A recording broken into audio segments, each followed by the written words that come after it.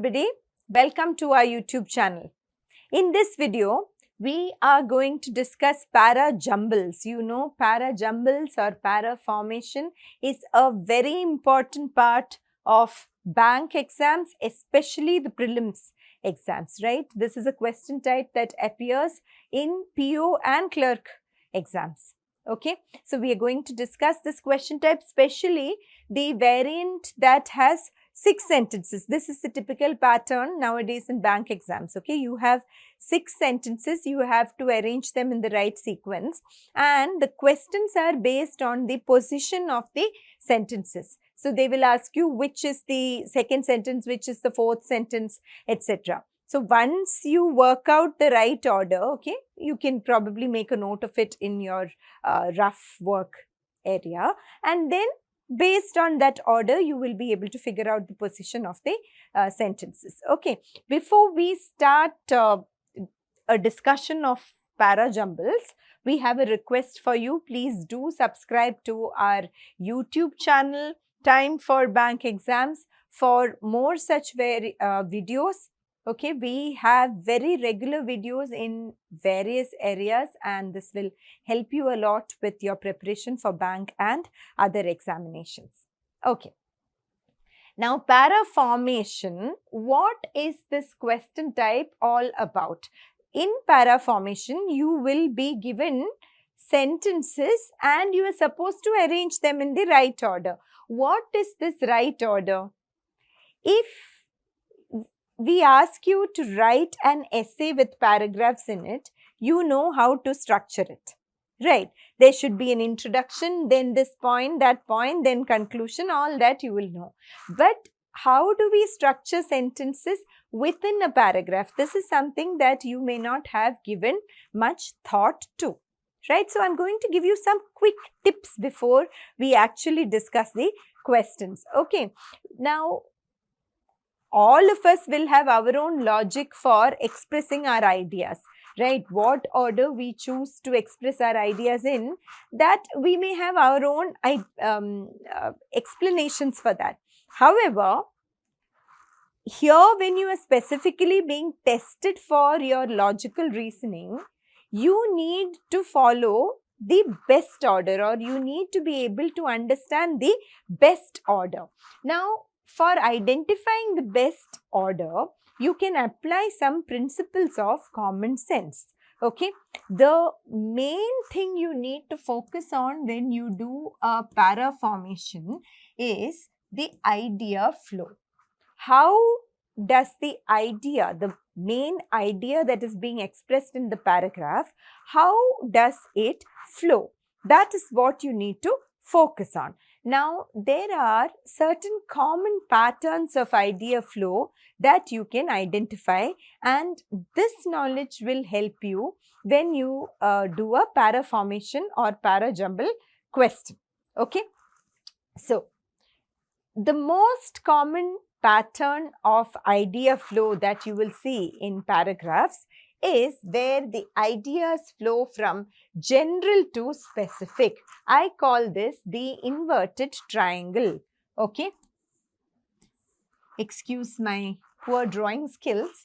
Here the ideas flow from general to specific. This is the typical paragraph where you have a general introduction. It may be a definition of something, or an introduction to a concept, or a problem statement, something like that, and then you get to more and more specific details. Now, there is another possible pattern, which is the inversion of this, okay? The upright triangle, where the ideas flow from specific to general. Now, let me give you a quick example. For example, if the topic is population problem, okay, in general to specific, you will see something like, the first sentence may be something like, the population problem has bothered the world for many centuries, something like that, okay? And then you will see it getting more and more specific, like, this problem is especially severe in the developing part of the world, then in the countries of India and China. See, now it has got very, very specific. Okay. But if the author wants to use this order, the second order, usually authors do that for impact. Okay. So, the author would start with either a specific example or some data like last year the population of India and China put together was so many billions. This is an indicator of the seriousness of the population problem. Then the population problem is etc. etc. So, you are starting with a very specific sentence which gives data, and then you are introducing the problem with a general sentence. So, this data here was given for impact. Okay. How do you figure out the order? By looking at connectives, by looking at the, for example, here when the author said that the population of India and China together touched so many billions, the next sentence was, this is an illustration of the severity of this problem. So, that this shows us the order here. Okay. So, another possible pattern is what I call the hourglass figure. This is not really an hourglass, but you can imagine it, okay, where you have general, specific and general. So, you have a general introduction, then some specific details and then a general conclusion. So, there you should not get confused between the introduction and the conclusion. You have to follow the idea flow. Okay. Now, apart from this, of course, in para, you will look for connectives, right? You will look for pairs of sentences. You will look for any clues that will indicate the order. Okay. So, now let us just quickly do a couple of questions. So, this is the pattern. Okay. Rearrange the following 6 sentences in the proper sequence to form a meaningful para. First, you have to do the rearrangement. Then answer the questions given below. So, the question is not about the entire order. So, the questions will be like this, which should be the 4th sentence, 3rd sentence, etc. So, let us first find out the right order. Okay.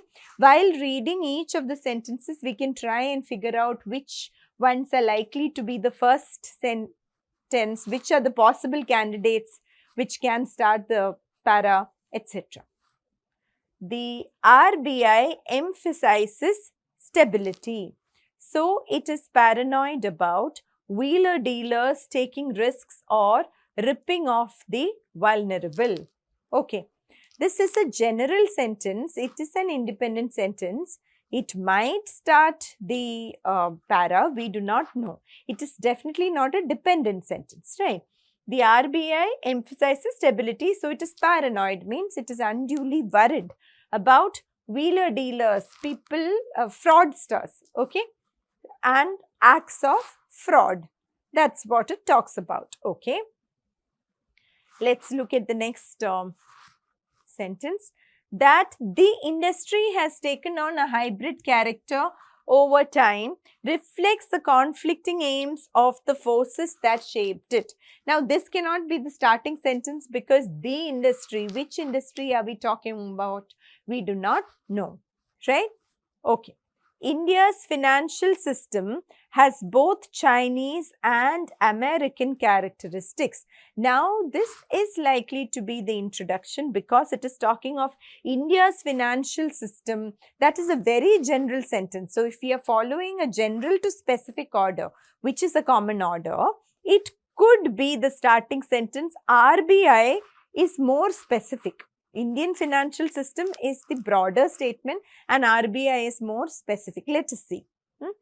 Entrepreneurs want capital and to start financial services firms independently, and consumers want loans and busy new banking technologies. So, what entrepreneurs want and what consumers want, the different requirements of entrepreneurs and consumers, okay.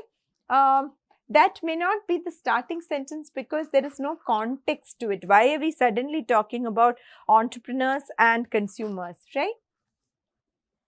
The state wants pliant banks ready to lend to the rural poor.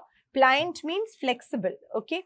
and to infrastructure projects, and that will buy government bonds. So these two sentences, that is D and E, are talking about what the consumers want and what the government wants, right? The state wants. Okay. It faces a blend of a slow motion banking crisis at government run lenders plus a high speed liquidity run of the kind that hit Wall Street in 2008. So it refers to, we don't know. When we see a pronoun like this, then we can try and make a pair by identifying the referent of this pronoun. What does this pronoun it refer to? Okay, now let us go back. We thought C could start the para, right?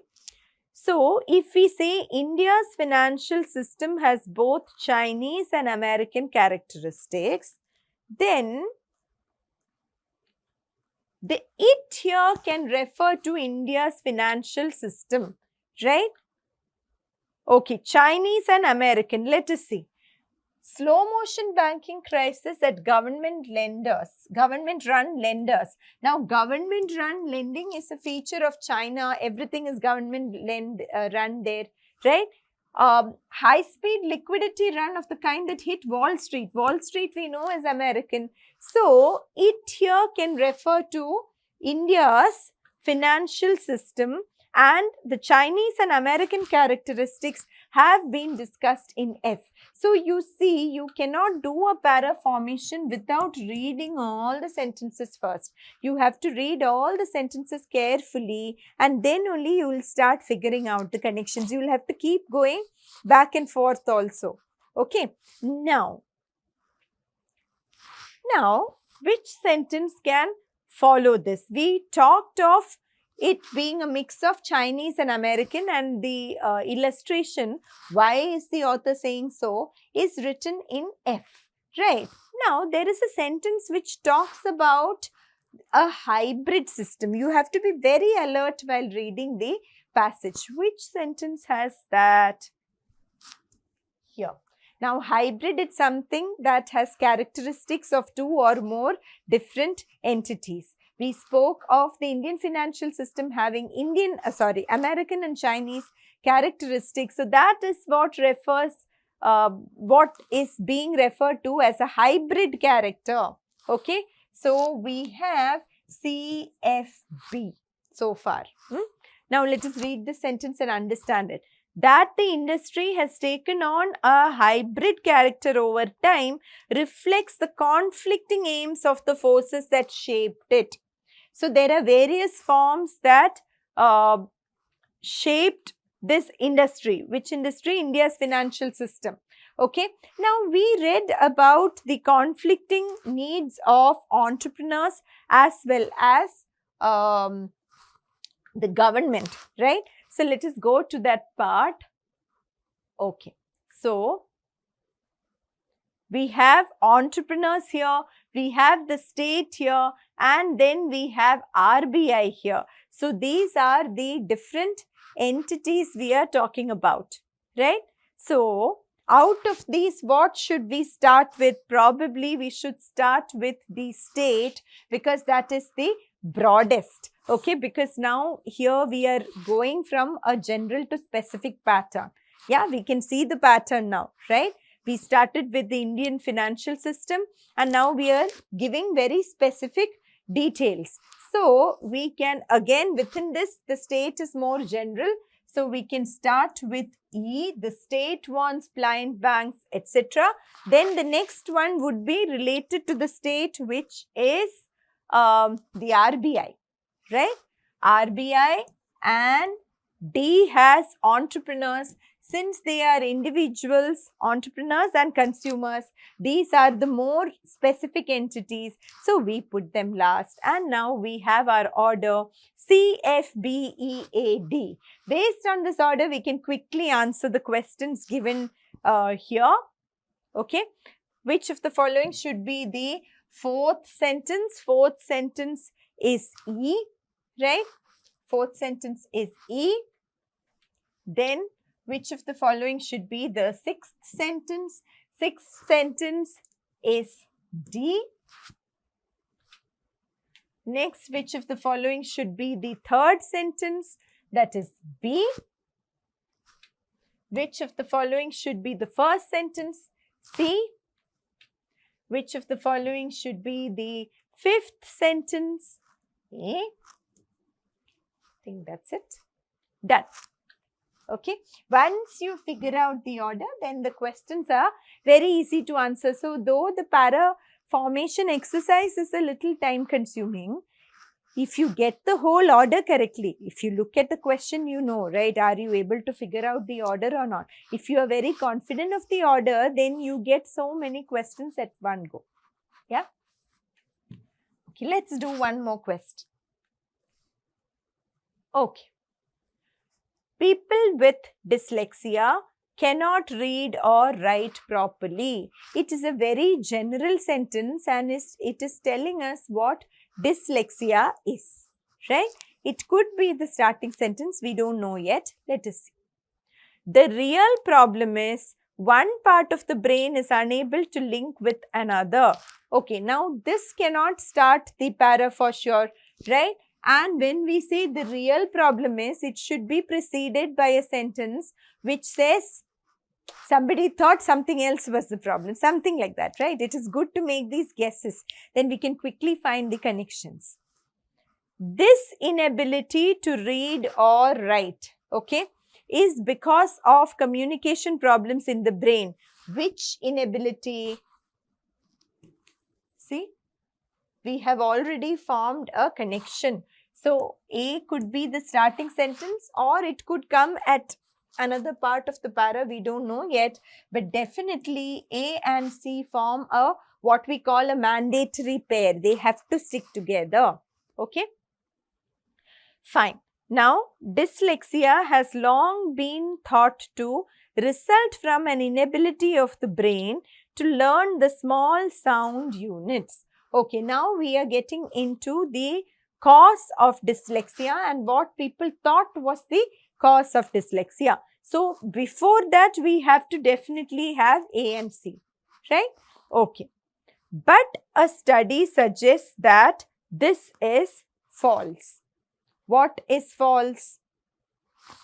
Maybe what it was thought to be. Dyslexia has long been thought to result from an inability of the brain to learn the small sound units, right? That is false.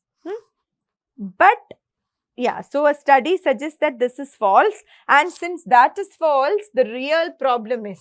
So now what do we have here? Dyslexia has been thought to result from an inability of the brain to learn the small sound units, okay? But a study suggests that this is false, right? And then the real problem is one part of the brain is unable to link with another. These three will also form a group, right? Now what do we have? About 1 out of 10 people suffer from dyslexia. Okay. Where do we put this sentence? It is a very general sentence, right? Now, let us look at this pattern, okay? People with dyslexia cannot read or write properly. This inability to read or write is because of communication problems in the brain, okay? So, A and C do form a pair. We can't put this F anywhere here. And then we are talking about the causes of dyslexia. So, this sentence about 1 of 10 people suffer from dyslexia, it can either start the para or it can end the para, right? Now, since the sentence A is a definition, people with dyslexia cannot read or write properly, that is the best sentence to be the starter. Hence, we put this as the conclusion, like an afterthought, you know, some additional data given to you, okay? The real cause has been found here in B, and then you are putting things in perspective or giving the magnitude of the problem by saying that so many people suffer from dyslexia. Okay, so now what is our order? Our order is A, C, D, E, B, F. Yeah, based on this, Which of the following should come sixth? Sixth should be F, right? Okay. Which of the following should come fourth? E. Okay. Which of the following should come third after rearrangement? D.